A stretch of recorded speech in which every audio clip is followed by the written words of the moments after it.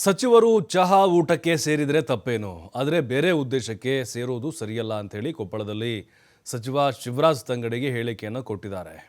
ಅಂದರೆ ಈಗ dinner politics ಏನು ಚರ್ಚೆ ಆಗ್ತಾ ಇತ್ತು ಮತ್ತು ಕೆಲವೊಂದಿಷ್ಟು ನಾಯಕರು ಅವ್ರದ್ದೇ ಆದ ಸಭೆಗಳನ್ನು ಮಾಡ್ತಾ ಇದ್ದಾರೆ. ಅದಕ್ಕೆ ಸಂಬಂಧಪಟ್ಟಂತೆ ಊಟ ಮಾಡಲಿಕ್ಕೆ ಚಹಾ ಕುಡ್ಲಿಕ್ಕೆ ಸೇರಿದರೆ ತಪ್ಪೇನಿದೆ, ಆದರೆ ಬೇರೆ ಉದ್ದೇಶ ಅಲ್ಲಿದ್ದರೆ ಅದು ತಪ್ಪಾಗುತ್ತೆ ಅಂತೇಳಿ ತಂಗಡಿಗೆಯವರು ಅಭಿಪ್ರಾಯವನ್ನು ಹೊರಹಾಕಿದ್ದಾರೆ.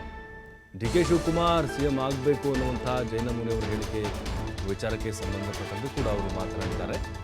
ಸಿಎಂ ವಿಚಾರ ಮಾತನಾಡದಂತೆ ಹೈಕಮಾಂಡ್ ಈಗ ಹೇಳಿದೆ. ಅಂದರೆ ಖರ್ಗೆ ಅವರು ಇದರ ಬಗ್ಗೆ ವಾದ ಮಾಡಿದ್ದಾರೆ. ಸಿಎಂ ಬದಲಾವಣೆ ನಿರ್ಧಾರವನ್ನು ಹೈಕಮಾಂಡ್ ಮಾಡುತ್ತೆ, ಅದರ ಬಗ್ಗೆ ನಮಗೆ ಯಾವುದೇ ಮಾಹಿತಿ ಇಲ್ಲ ಅಂತ ಸಚಿವ ಹೇಳಿದ್ದಾರೆ. ನೋಡಿ, ಯಾರು ಕೂಡ ಅಷ್ಟೊಂದು ಜಾಸ್ತಿ ತಲೆ ಕೆಡಿಸ್ಕೊಂಡು ಮಾತಾಡ್ತಾ ಇಲ್ಲ. ಯಾಕಂದರೆ ಖರ್ಗೆ ಅವರು ಆಲ್ರೆಡಿ ಖಡಕ್ ವಾರ್ ಮಾಡಿದ್ದಾರೆ, ಯಾರು ಕೂಡ ಬಹಿರಂಗವಾಗಿ ಹೇಳಿಕೆಗಳನ್ನು ಕೊಡಬಾರ್ದು ಅಂತ.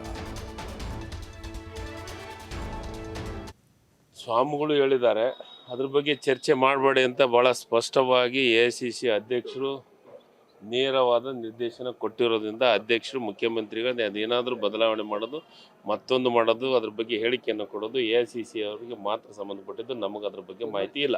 ಈಗಾಗಲೇ ಹೇಳಿದ್ದಾರಲ್ಲ ಅದ್ರ ಬಗ್ಗೆ, ಅದ್ರ ಬಗ್ಗೆ ಕ್ಯಾನ್ಸಲ್ಲು ಮತ್ತೊಂದು ಮುಗದೊಂದು ಅಲ್ಲ.